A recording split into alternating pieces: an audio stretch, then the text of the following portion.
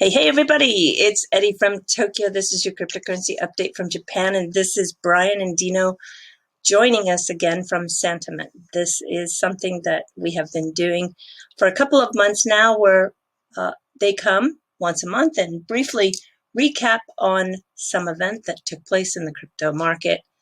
And we look at the analytics because they have some very interesting tools that especially focus in on the behavior analytics that give us a great insight as to what is going on in the space. And it is very exciting to look at this big event that took place on February 1st for XRP and possibly too, I'm not sure, but I have a feeling they might be able to show us something that occurred with Dogecoin, although I didn't totally confirm that.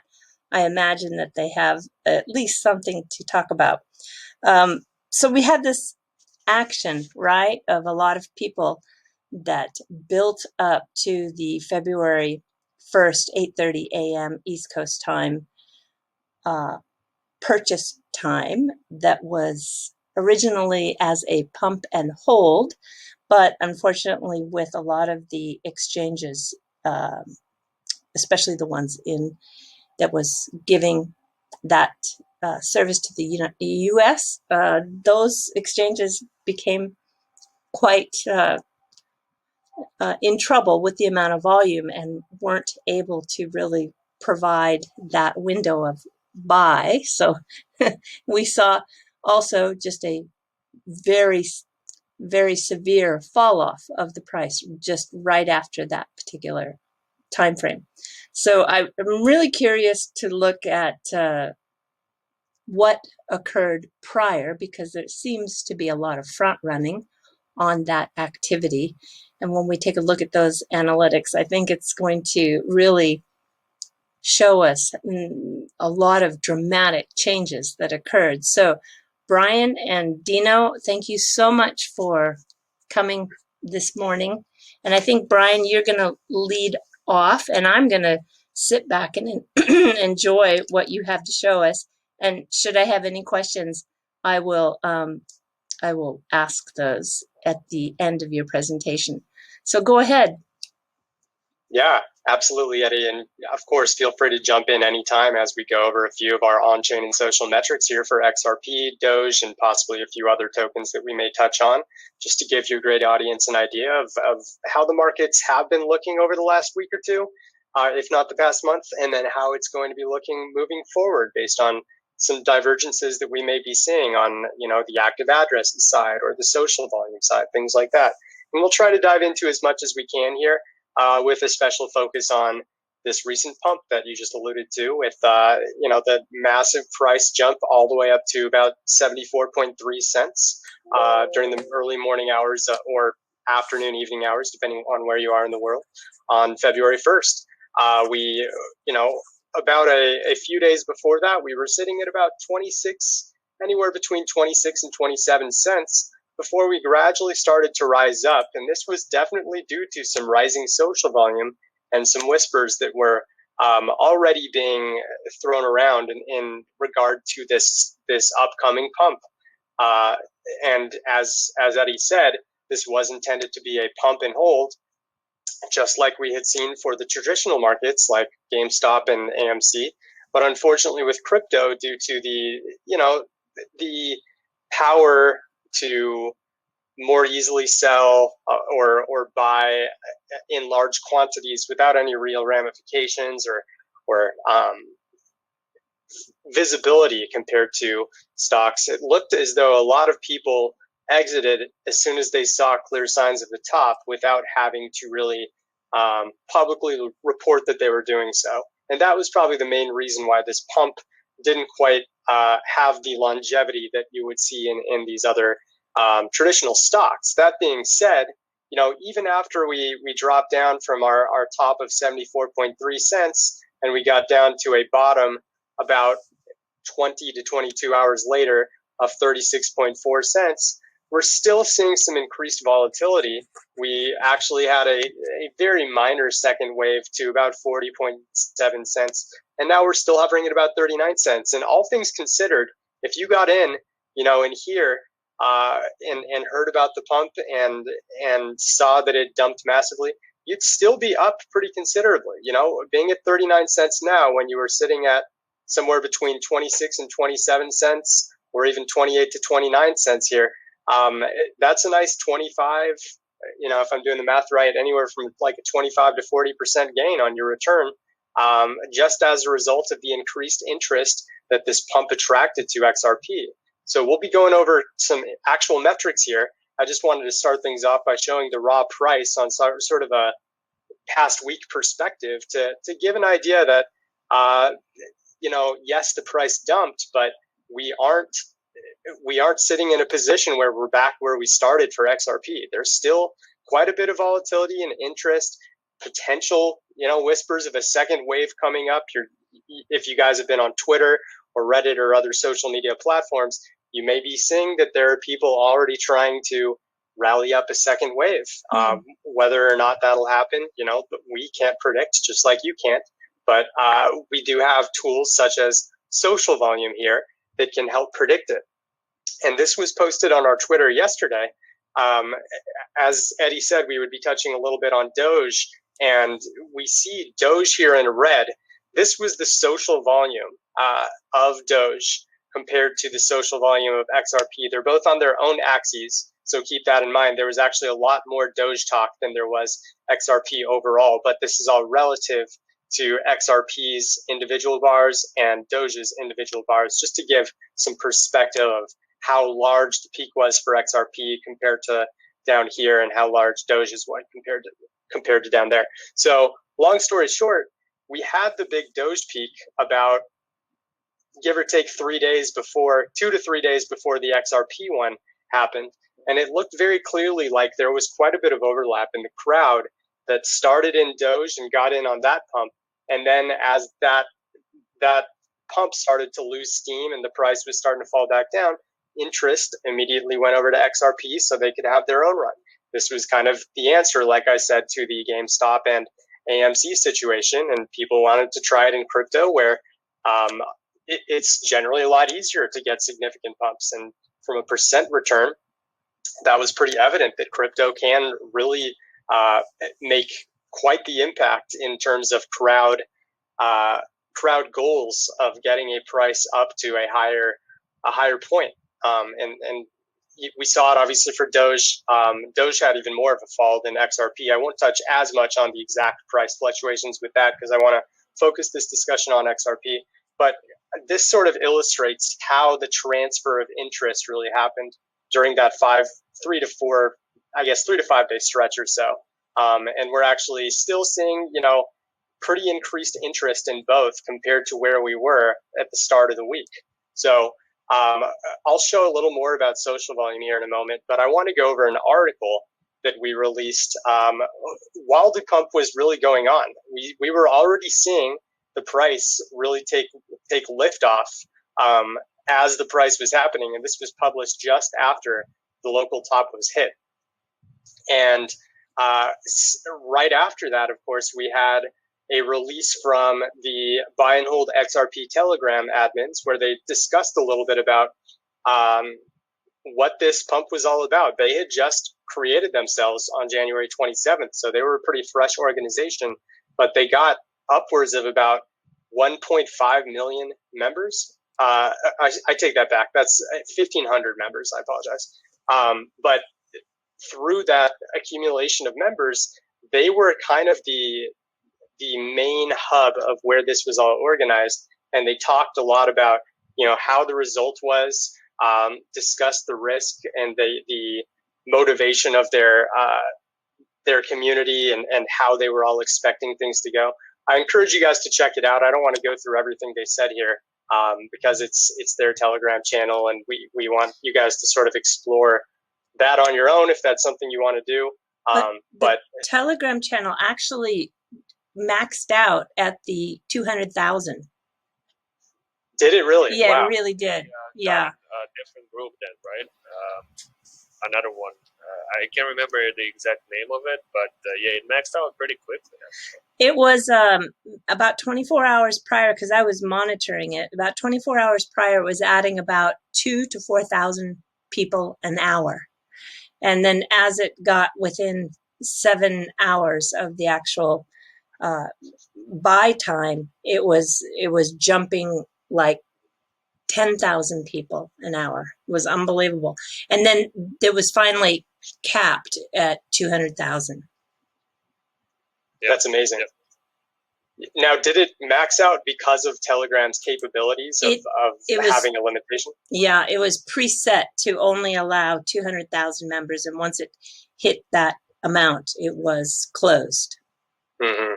It's very interesting. Yeah. So that really just shows just how fast the word was able to spread and how quickly people were able to discover the Telegram channel and just funnel into it to make this pump happen. Yeah, that's fascinating. That part of what social media is able to do now is really, truly fascinating.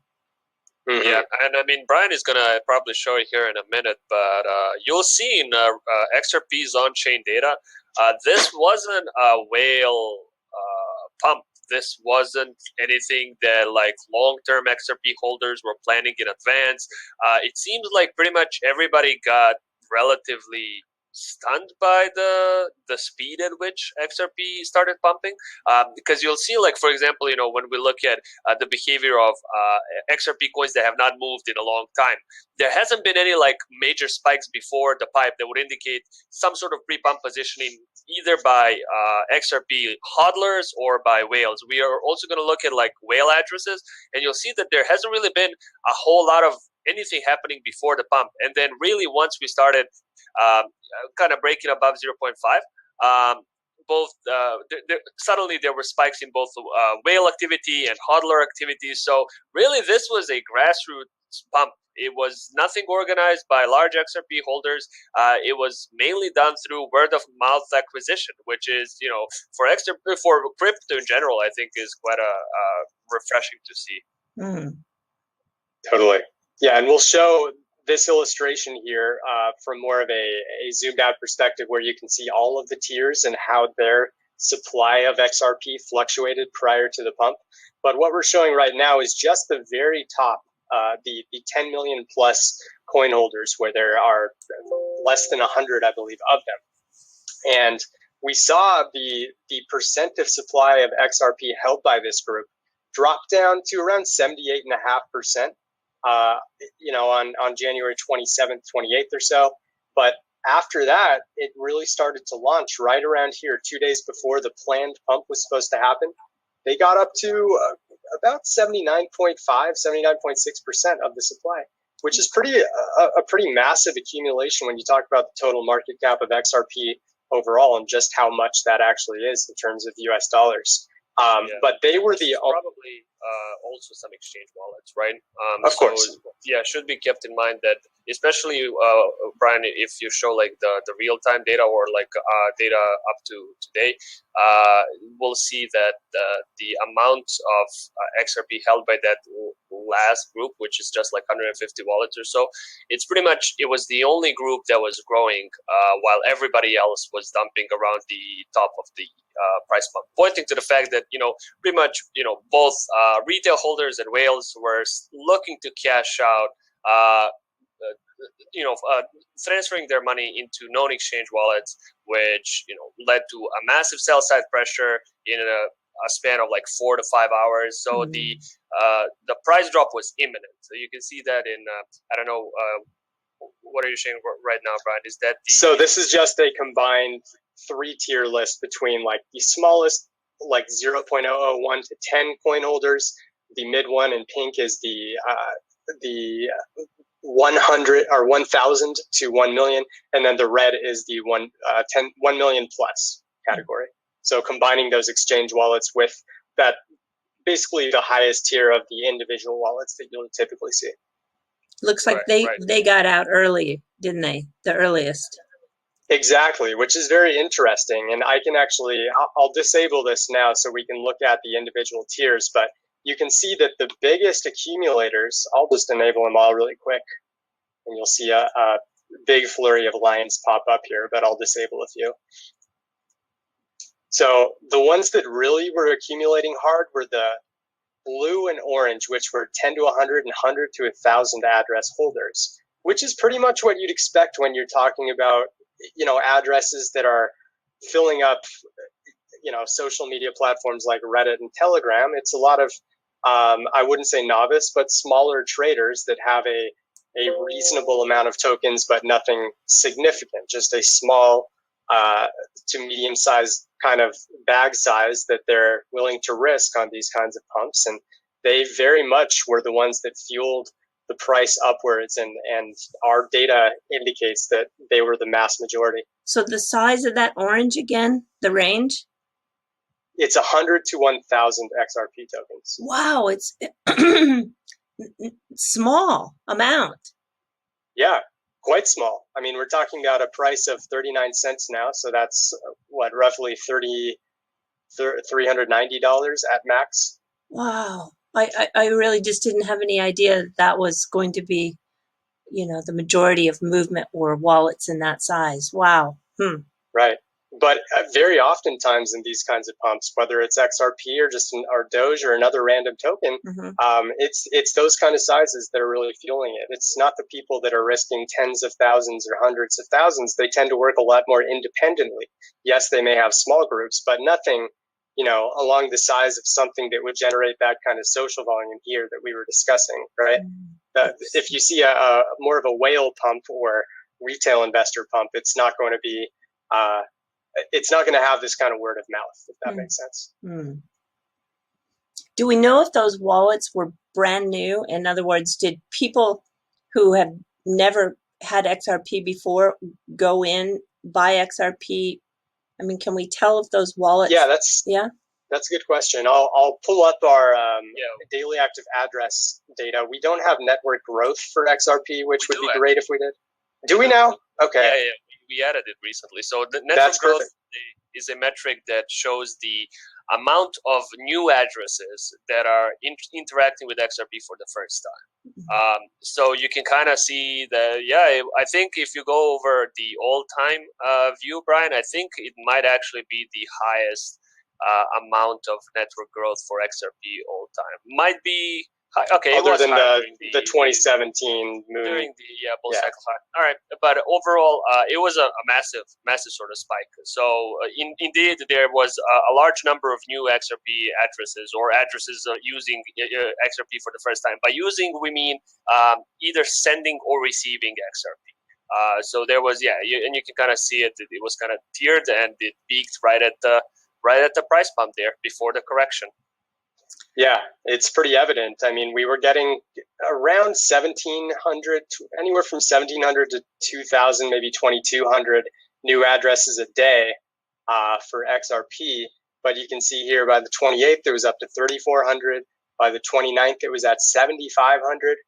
By the 31st, we got to over 10,000 new addresses created. And on the day of the pump, that this past Saturday, we were at 12.5K. That's pretty amazing. Yeah, it is pretty amazing, because I would imagine that this is representative of just people getting that word of mouth and deciding to participate who have never been in this space before.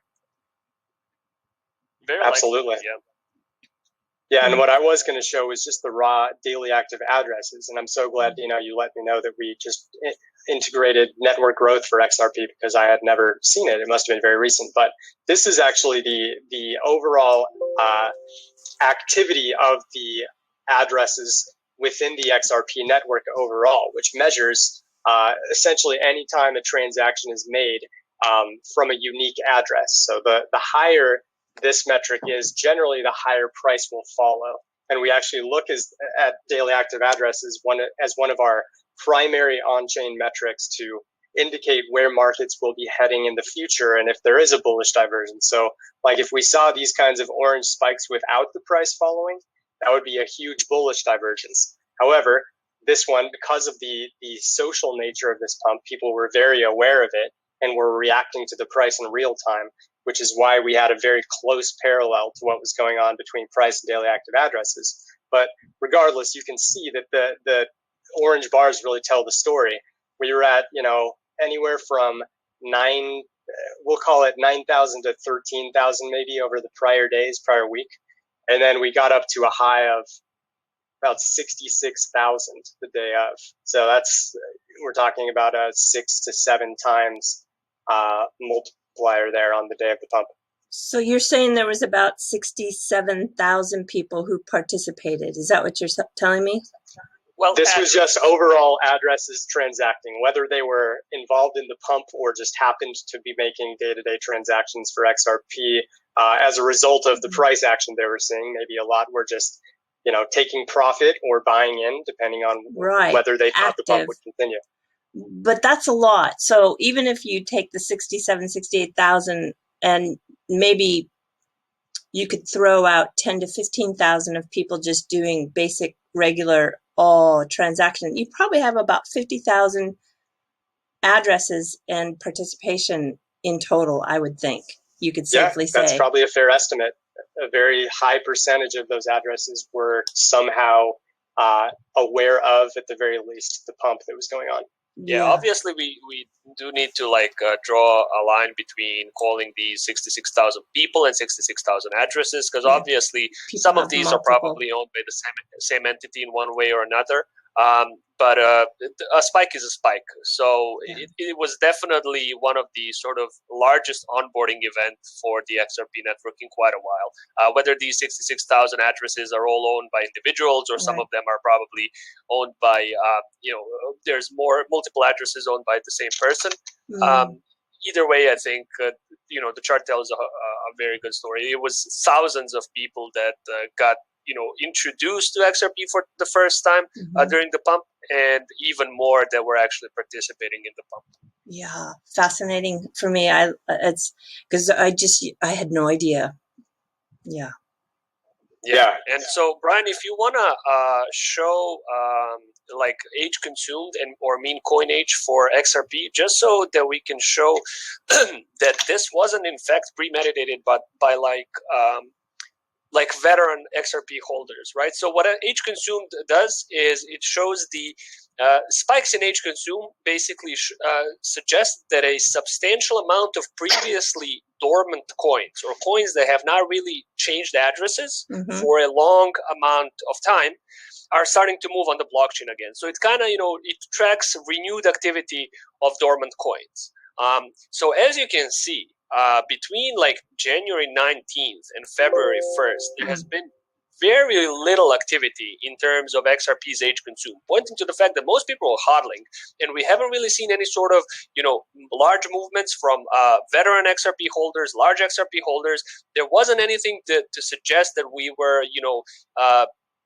prepping for this massive pump. And really, when they started, reacting to the pump was kind of at this first sort of this local top. I think it was January 31st, maybe early February 1st. There was that first spike in age consumed, pointing to the fact that, long-term XRP holders were now starting to move and take advantage of the pump. And you can also see this massive spike after the drop, pointing to suggesting that some veteran hodlers were actually kind of missed a lot of the pump and were cashing out.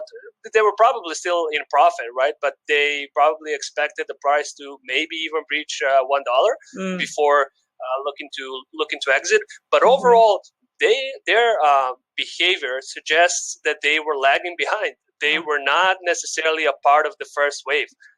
So like I said, this also, Brian, if you show mean coinage, which is it's a similar metric. What mean coinage shows is, so in very simple terms, you'll see this sort of line. It tracks the average age of all coins on the XRP network. So if you see sort of this incline in XRP's mean coinage, it suggests that on a network-wide level, we were seeing a decision to hodl. So most people were not moving XRP on the blockchain, and in fact, most XRP coins were remaining in their respective wallets. So, Brian, if you now zoom into like the last month of data, just so we can see when this mean coinage spike really started dropping. Yeah. There we go. So this was the moment that, for the first time, I think in about a month and a half or so, we saw a significant dip in mean coinage, pointing to or suggesting a shift away from hodling in general on a network-wide level and towards redistribution, towards renewed activity on the blockchain. And this was like, if you, Brian, now showed the exchange inflow for XRP, we can very, very clearly see what this redistribution or what this renewed activity actually was about. Since there was a massive spike in the amount of XRP being moved to known exchange wallets, right? So yeah, Brian is just going to show it now. So here's the inflow and outflow together. Right. You can also show the exchange flow balance, which is the difference between inflow and outflow, because that maybe even paints a better picture. Sure. Oh, sorry. Looks like the zoom in made it go away. I'll bring it right back here. I'm curious at what point, at what price point did it look like the majority of people jumped out? I mean, obviously that you're saying that they jumped out a little late, but I'm kind of curious, as that price fell, what was that motivated the majority to just say, I'm out of here? So you'll actually see here that spike in H consumed suggests that at least some long-term holders were late to the party. But overall, the timing of the actual inflow. So Brian, zoom into the last month again, so we can see it a bit clearer. You'll see that there were two spikes really in the amount of XRP moving to exchanges. The first one was really at the first top, or like before the first mini correction / consolidation on January 31st. This was sort of the first wave, which kind of led to a short-term consolidation, however short really it was. But there was obviously still a lot of buy pressure on the other side of the margin. So this sell wall was absorbed, even though it was relatively high. I think it was the highest amount of XRP being moved to exchanges in over 2 months. And then we see another spike right at the top, or actually slightly before the top. We see the biggest amount of XRP being moved to exchange wallets, suggesting that we're probably due for a correction. And this is exactly what happened afterwards. Now, the reason why I think we've been kind of consolidating for the last couple of days is, Brian, if you now show just the exchange inflow so that we can kind of see the amount of XRP moving to exchanges, you'll see that it's went back to sort of normal levels. So anybody that wanted to sell did over the last couple of days. And then in the past 36 hours or so, the amount of sell side pressure on XRP has largely been exhausted, and it's now starting to normalize back to pre pump and dump levels. And this is one of the reasons why I think we're kind of now looking. XRP is kind of looking for a price action to kind of latch itself onto. Most of the metrics are now starting to go back to normal. We saw a massive dump in pretty much all holder categories, but now, for example, Brian, if you look at the whale distribution, so holder distribution combined balance. Yeah, there we go. So this metric shows the total amount of XRP that is held by a specific group of holders. So Brian, if you can isolate only the one that's before the last one, so the penultimate group there. Yeah, because the ultimate group is largely going to be exchange wallets, right?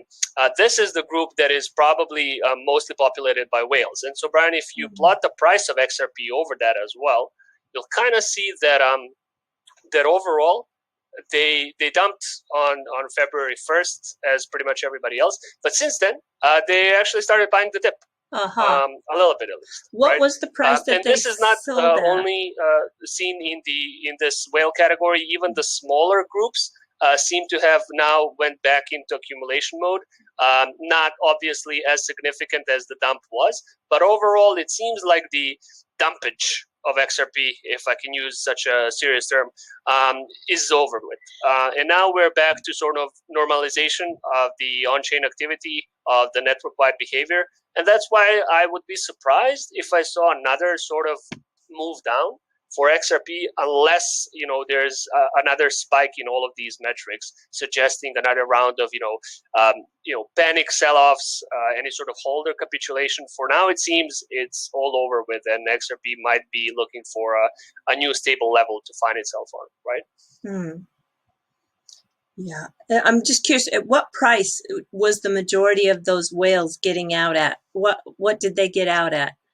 It looks like it was topped at, this is a kind of a daily look. So we only have like a market close day, or market close percent held for this whale category. But at the end of the day on January 28th, the price was at about 26.4 cents. And that looks to be when they were at their peak here over the past month or so.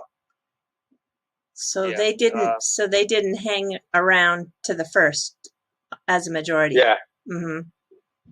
In fact, they were really, really shedding a lot of tokens heading into it, meaning if they did hear about the pump, which I'm sure many did, they weren't really big believers in it or didn't want to have to precisely time it because they knew that if it did pump, it would likely come back down and it might have just been too much of a headache for them, especially when you're talking about, holders that have at least hundreds of thousands of dollars at stake here. It might be a bit scary of a proposition for them to be involved in it. Yeah, so they took a much more conservative approach to the price increase. It makes sense.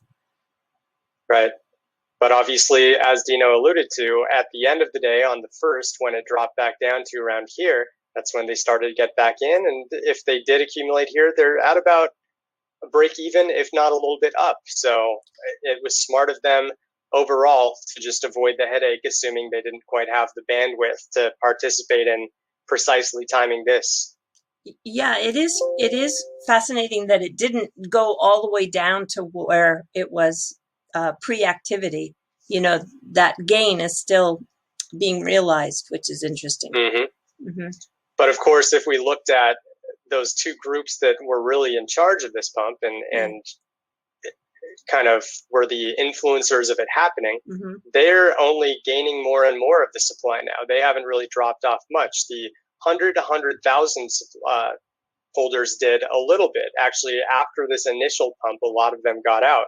But the 10 to 100 club were the ones that really just stayed strong, so to speak, and rode it out. Decided to ride out the volatility, which they got to enjoy the highest top, but they also enjoyed the big drop. But overall, as we said, over the past month, if they've been in, they've benefited greatly even after the dump. And that makes sense that those that took a higher risk had the lower wallet size. It was like, well, I'm just gonna go for the ride and see if I can survive the rapids. Yeah. It's more likely to be play money or disposable income when you're talking about a few $100 versus a few 100,000 when we were talking about the highest individual addresses. Yeah, interesting. So, Dino, I've got plenty more I can show, but I want to kind of go off of a few more charts that you want to show here first. I can either navigate or you can take over your screen. No, I think most of the stuff that I wanted to show we've already covered. The one last metric that might be interesting to look into is the network realized profit or loss. So this is a metric that we at Santiment developed maybe about 6 months ago. It's a relatively new metric. We're still kind of looking at ways to really use it on a day-to-day basis and in reading the market. The premise of this metric is it's trying to calculate sort of the average, the overall ROI of the entire network on a daily basis. So the way the metric works is for each coin that moves on the blockchain, right?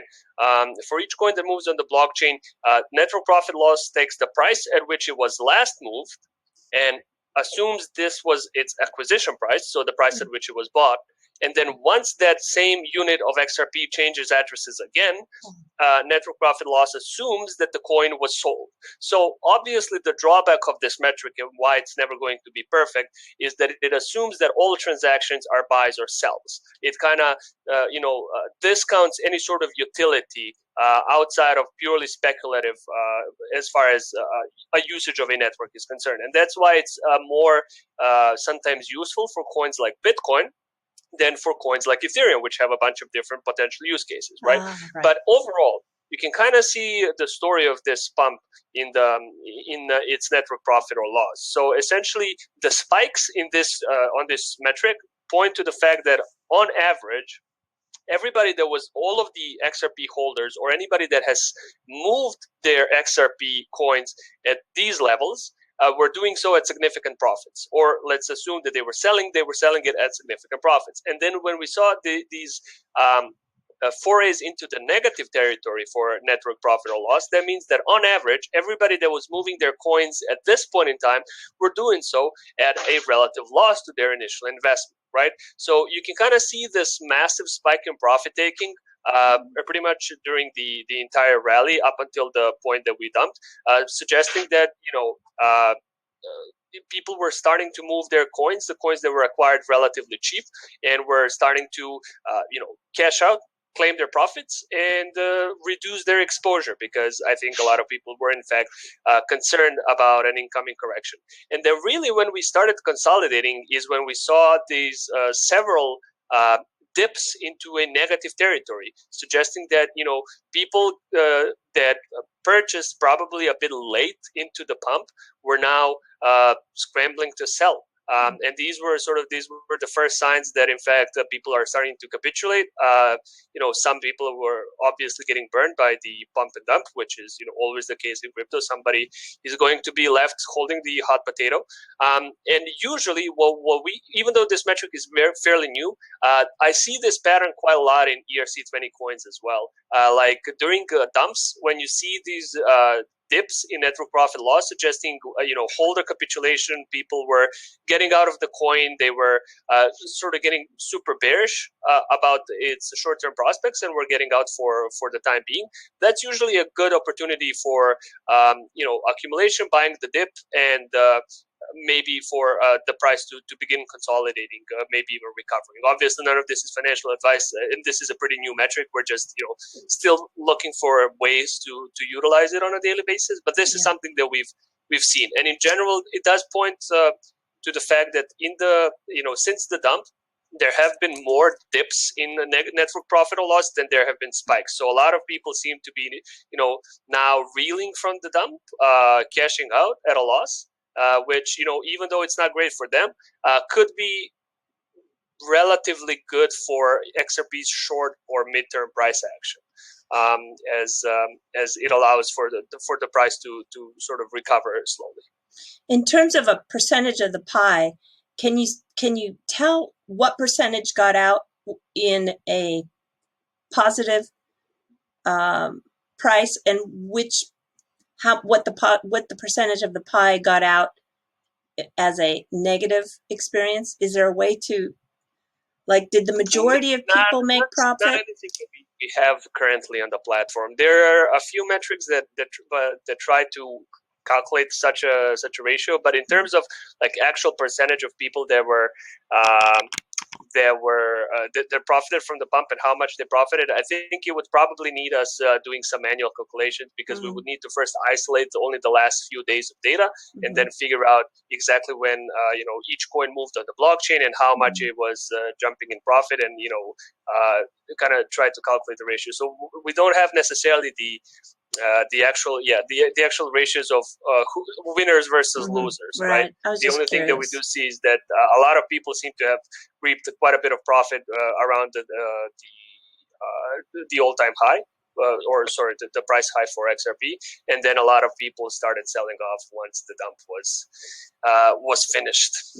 Yeah, what I highlighted here is our one-day MVRV metric, which essentially will show the average return of the average trader for a specific asset for that given day. So we can see that actually we had the highest overall return here because the pump had just been getting started between the 29th and the 30th. That was the Thursday, it was a Thursday. Yeah. 2 days before the planned pump, right, on Saturday? Well, 28th is a Thursday, yeah. 29th was Friday, yeah. Yeah. So whatever 2 days were before the pump, or the planned pump, that's when we actually saw the highest returns, because these were the early believers in a pump that eventually came to fruition. So they basically got up to a close to an average return of 19%.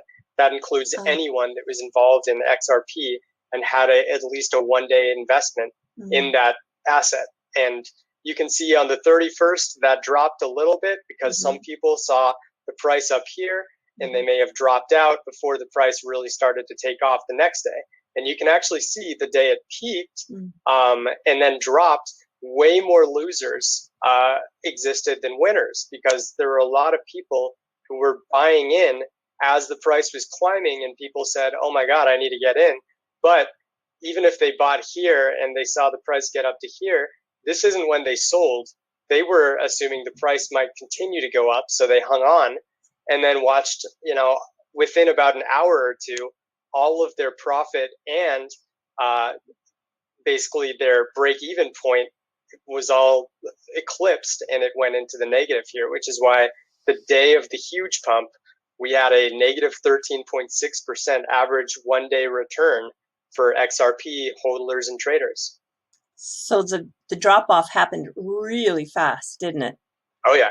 And this, what I really like about this metric is it shows that even when a pump happens, the majority of people lose. And that's missed often when it comes to these kinds of planned events. Even the people who have the right idea in mind and want the price to continue to go for the moon, there's always going to be a point where people say, you know what, I have enough for a car now, or I have enough to pay my next month of rent, or I have enough to buy that school book I couldn't afford. And they decide that's the time they want to get out. And when other people start to see people getting out, the price will start to drop and other people will panic and say, I guess this was the top. And eventually enough people believe that where it comes to fruition and the top actually occurs. Yeah, it's quite fascinating how quick it loses its momentum. Yeah. And of course, Robinhood and the fiasco there where they were blocking, GME, AMC, Doge, and XRP trading because of the sheer volume, or at least that's their explanation for it. Many don't believe that's the explanation. We won't even give our opinions on it. But the blocking of a lot of people, especially American traders, one way to trade if they don't have, some of the more global exchange access that other more advanced crypto traders have. Yeah. They immediately had to basically reap the losses and weren't even able to sell. So that had a lot to do with this as well. Well, we had a couple of exchanges too who couldn't handle the volume, so people were stuck. Yeah. Mm-hmm. Same. Definitely very interesting on the average return side. I always love to look at that. You can even look at like the 30-day, which we find to be a really nice happy medium between long-term and short-term traders. And you can see that it's the same story. Basically, the 2 days right before the giant pump, that's when people were basically at their peak in terms of the MVRV metric. And we got up to about 56% of 30-day average returns, which is absolutely massive because this metric, no matter what time frame you're looking at, it's going to average around 0% overall. So if I zoom out to the past year here, you can see that it fluctuates plenty right at the 0% line, going above, below all the time. And generally, when you get up here, that's the indication that it's time to sell. And the biggest peak happened right before the actual peak. So if you were watching our MVRV metric, this would have been a great telltale sign back on November 23rd to get out. And then again, the actual pump over here that just happened, this happened a couple hours before it. And you could have really reaped the rewards by paying attention to the 30-day MVRV there. Do you find that all the cryptocurrencies, no matter what project it is, they all kind of behave the same way? Yeah, I mean, to an extent, I would call XRP much more social driven than most. Not quite like Doge, for example, because Doge is literally a project that has essentially no development activity, and its price basically fluctuates based solely on what the crowd decides it should do. Whereas XRP actually has a development team and a real world functionality that people envision a larger use case for in the future. So there's fundamentals behind it that go into it. And obviously there's been some negative things that occurred about a month before all of this happened with the SEC lawsuit news and the Coinbase delisting that impacted the price. But yeah, by and large, I mean, if you look at this kind of metric, MVRV, no matter what asset you look at, you'll see that it's designed to hover at an average of 0%. So any asset you look at, when it's getting up to 50% plus or 100% plus, it's a pretty telltale sign that a top is imminent. And the only other thing I was kind of curious, do you have anything that takes a look at the social media like Twitter in terms of the chatter that was happening? Are there Of course. You have something? Yeah, I'm let me curious. pull up our social metrics here. So we have actual Twitter followers. That won't really tell us much, but sentiment for Reddit. We'll start with Twitter here, and we can look at the balance between positive and negative commentary. What I'll actually do here is I'll look at positive comments versus negative comments, all on the same platform, on the same axes. Okay. And they're going to be relative to each other, which is why you see this inverse pattern. But you can clearly see that the positive comments, this is actually over the last year. I'll look at the recent pump. Is the negative kind of the purpley pink, and the positive is more of the sand color? Exactly, yeah. And especially on Twitter, you'll see kind of a positive bias because there's always that people seeking likes and retweets and stuff. And there's going to be more people, even if they view something negatively, they're more inclined to actually post about it if it's positive and keep it to themselves if it's negative, if that makes sense. But either way, you'll see like I would have thought it would be the opposite. I would. Oh, not from what we'd see. That's interesting. I thought on people tend to retweet positive news as opposed to negative news. It's even evident with our own handle, and we try to really be unbiased and post top signals or bottom signals. But we will of course see more people enthusiastic if we have positive XRP or positive Ethereum news compared to negative news. But we try to be informative. That isn't a shared mantra by everyone on Twitter, though, and that's why you'll tend to see much more positive commentary than negative. And we actually saw the most positive commentary on the tail end of the pump. I'll zoom in even a little bit more so we can see it. Past week. Zoom in again. So we had the pump here, and we actually started to hear a lot of people talk about how it was time to buy back in. And this line looks like we didn't have stable price data for this part, but you can expect that prices kind of did this and eventually ended up around here. So it was mostly just very volatile during the time where we were getting some positive commentary on the tail end of it, but we had even more positive spikes on the 31st in particular when we started to really see the effects of that first wave of the pump. And of course, there's more doubters on the negative side when this happened too.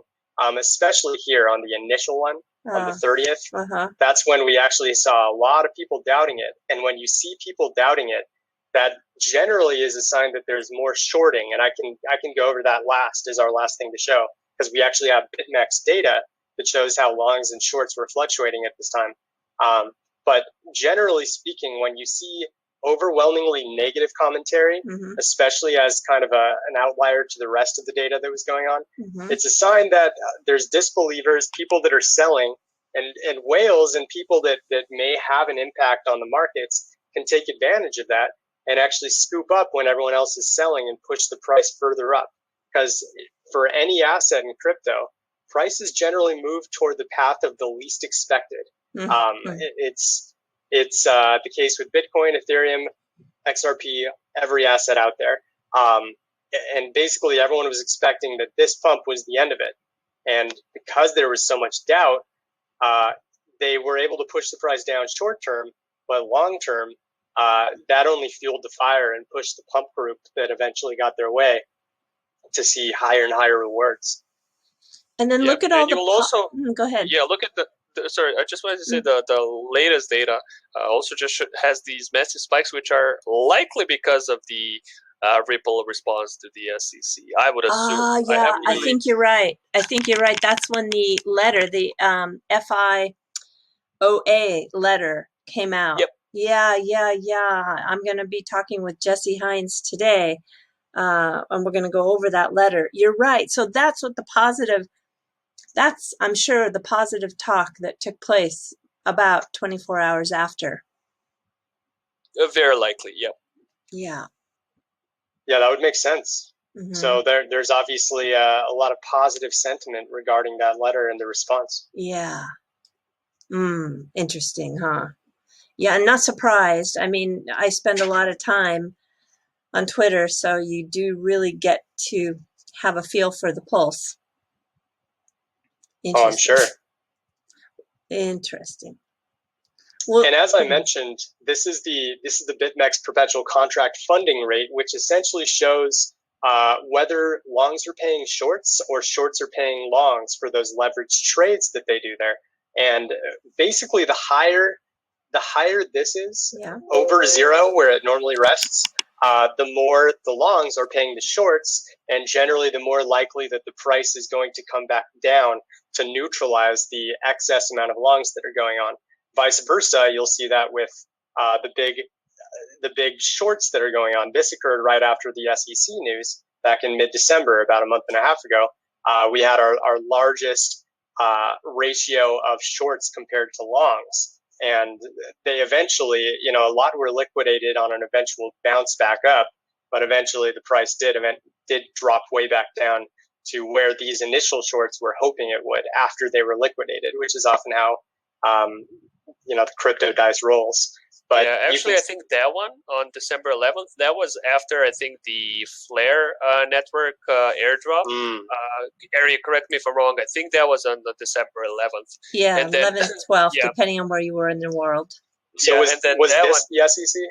Yep. I think that was the SEC. So the really big spike or really big dip was immediately after the the Ripple airdrop or XRP airdrop for the Flare network, because a lot of people, the way that it was set up, and I think we talked about this the last time that we were on, the way that it was set up, it was fairly obvious that a lot of people were just kind of holding on to their XRP for the snapshot to be taken, and then cashing out. So, the market really reacted in a negative way, saying, okay, they feel that, Ripple is going to, or XRP is going to start dumping soon because a lot of people are going to selling off now that the snapshot has been taken. And that's why the funding rate went so low. And then when the SEC news came, once again, it dipped very much into the negative. But usually these massive dips, they're usually overreactions from the market, and they will probably coincide with short-term corrections, but they can also be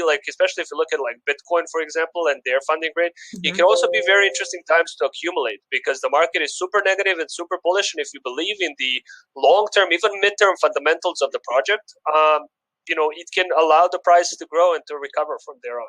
So, yeah. Right. Yeah. And leading up to go ahead, Eric.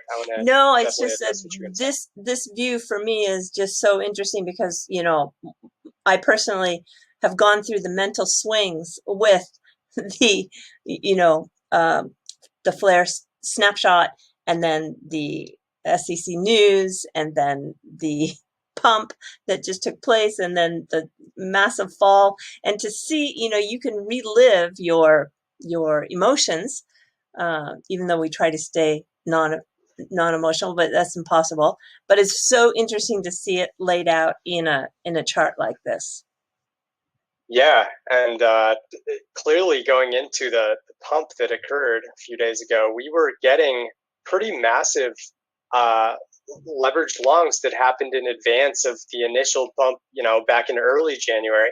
That was mostly benefited by, a crypto-wide kind of pump after Bitcoin was really starting to churn past 25 to 30,000 for the first time. But look at just how big of a spike we had. This was our largest in at least the past 6 months, if not a year or more. Right. But 0.51% means that they were paying that kind of, they were paying a very, very large premium, the longs were, to those shorts that were eventually the ones who got it right. Because anytime you see a long spike this high, price generally drops right after. But of course, as you'd expect on the initial pump here on the 30th to 31st, we started to get a rebound after it had neutralized the week prior. And it's still sitting back up at about 0.11%. So there could be, just based on this metric alone, there could be just a little more downside for XRP. And if there is, as Dino mentioned, people often overreact and start to short, and that would be the time to buy. You know, when you start seeing things like this or this, that means that you're noticing that the crowd is not a believer in the asset anymore. And when the crowd stops believing in it, that's the time when you want to start believing it. You want to go against what the crowd is doing. Mm-hmm. And this metric here is a great one to watch in real time if you have a Sandbase Pro account. Yeah, I think for those people who've been through these cycles for 3-4 years, that is pretty clear. That's the action to take. But I think the new people in the space still get caught up in doing exactly opposite what they should. Oh, yeah. We're all human, and it's very easy to look at these metrics and know what to do. But when the time actually comes and you're seeing, you know, this kind of price pump and you see a huge funding rate toward the long side, it's tough to just say, well, I guess I got to sell it all. Yeah. But according to the metrics, you know, more often than not, that's where the prices eventually go. It's just about being disciplined and whether you're a novice or advanced trader, trying to really follow a strategic kind of process in your trading. Yeah, yeah, it does. It does take discipline, but if you're in it long enough, the metrics just keep repeating themselves, right? So you really have to just go with the repeatable history because it's, you know, 99%, or I should say at least 80%, it follows the same patterns. Right. And there will be more pumps. There will certainly be repeated cycles of what we saw in the past few days. It may not be on this grand of a scale for quite some time, but you'll see whispers of future pump and dump groups like we're already seeing on social media again on an increased rate, where you'll see more opportunities to really try and time this if that's something you want to do.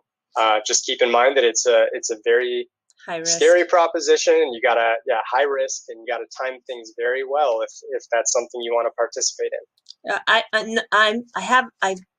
don't know what's the coin that people are talking about right now. It's a good question. We can check our sand trends for that actually, where we have because I would imagine this is just going to go.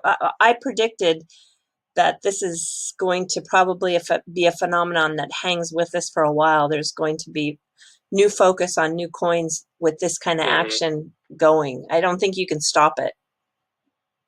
Yeah, I would agree. And it looks like right now the big topic of conversation is back on Doge again, where they've got 115% uptick over the last 24 hours. And you can see even the ones below it, like holding, moon, Doge is one of the connected words to that. So when people are mentioning these words, they're talking about mostly Doge with, you know, some polarizing action that's still going on over there.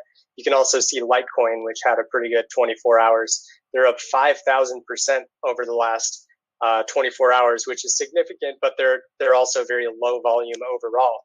They're rarely talked about unless they're having some significant price movement. So Dogecoin, yeah. Yeah, maybe there'll be a second attempt for that project. It's kind of crazy, you know, to see all of this social media play out in this way that we've never seen before. It's really interesting. Yeah, I mean, one thing about the pandemic is a lot of people are home. There's definitely an uptick overall on social media in general, and the amount of power that people have in numbers that we've never quite seen before in terms of investing and trading. It's going to have more of an impact, not just on crypto, but there will probably be more stocks that have the same kind of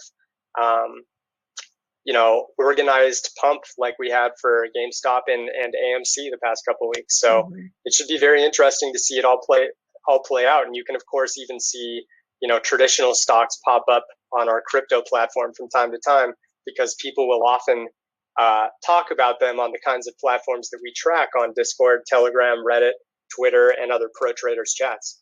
Are you following any of the precious metals? In terms of like just paying day-to-day attention, not really, but No, we I have mean, definitely seen like the silver pump that happened a couple days ago. right. I was just, yeah, I haven't been on your site to see if that is something you've been following, but I know Yeah, I'm that. just checking it now. It looks like social volume, as you would expect, just exploded when silver was going off on the 31st and 1st. And now today, or now, do you have anything for like the second? Or I'll just zoom into the last week to see how granular we can get here.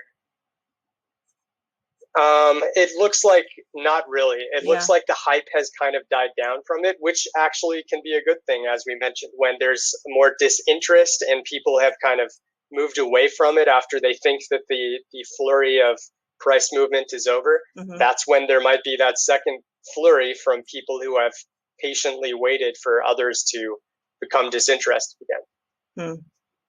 It's really it's really fascinating for me because it just plays into so much of who we are as human beings. Trying not to be emotional in terms of the decisions we make in these markets, but that's just it's just not possible. Yeah. Agreed. Trading at its core can just be one giant social experiment when you really look at it. Yeah. Well, I think we've really given a lot of look at this, and it's interesting, and we've gone on for a little over an hour. So I think we'll probably wrap it up today, but I want to thank you again for taking the time to come on, and we'll do something like this again in March. I want to take a look at whatever is happening, because there's always something happening in this space. Oh, yeah. So I appreciate it. I think it's just really so interesting for everyone to see in retrospect what took place with this, with these tools that you have. So thank you so much. Yeah, I really appreciate the opportunity as always, Eddie. It's always good to catch up with you and go over what we're seeing for XRP and the rest of the crypto market at any given time. And we should, of course, mention that it's totally free. If you guys want to sign up and try 2 weeks for completely unlocked charts for everything that we've shown today, just make a free Santiment account and explore all the metrics that we've shown here. We've got a Discord. You can ask us questions in the YouTube video that Eddie will put up. And of course, we'll even have some sort of discount code that we'll give to Eddie in case you want to be a pro member with us. Yeah, that sounds, I would love to pass that on. I don't make any money, or I'm not an affiliate. I don't do that. That's not my gig. But the great thing, Brian, is you didn't say Ripple the whole time. That's true. I've learned my lesson. And thanks to my education in talking with you, Eddie, my lesson has been learned. So congratulations. Thanks for pointing that out. Yeah. All right, guys, I'm going to say thank you and talk to you soon. And I'll provide me whatever links you want down in the description, and I'll be sure to add those to the video. Of course, Eddie. All right. If anybody interesting, by the way, just the last point, we do have like these weekly market calls on every Friday on the Santiment YouTube channel. So just type in Santiment in YouTube and you'll find our channel. We talk for an hour every Friday about the market, sometimes about XRP. Like people come into our chat and ask us to, look at XRP's metrics. But other than that, it's like Bitcoin, Ethereum, what's hot at the moment. So if you want to join us for an hour chat live every Friday at 4 p.m. Central Eastern Time, we're live, so you're all free to join us and kind of talk crypto with us. Yeah, I didn't know that, so that's good to know. I'll definitely come in and pop in and see what's happening and what you're talking about. That sounds really fun. I didn't know that. Yeah, we'd insist you can actually come on as a guest so you can talk a little bit about your analysis and what you're seeing with XRP sometime. I know it's your late night where you are, but we'll try to make something work at some point over the next month or two and see if there's a time we can all meet together, because it's a really fun experience where we talk about everything going on in the markets and what we see upcoming over the next few weeks. Yeah, I appreciate that. We'll definitely see how it goes. But thanks so much. Yeah. Great stuff, Eddie. Thank you for your time. All righty. Bye-bye, everyone.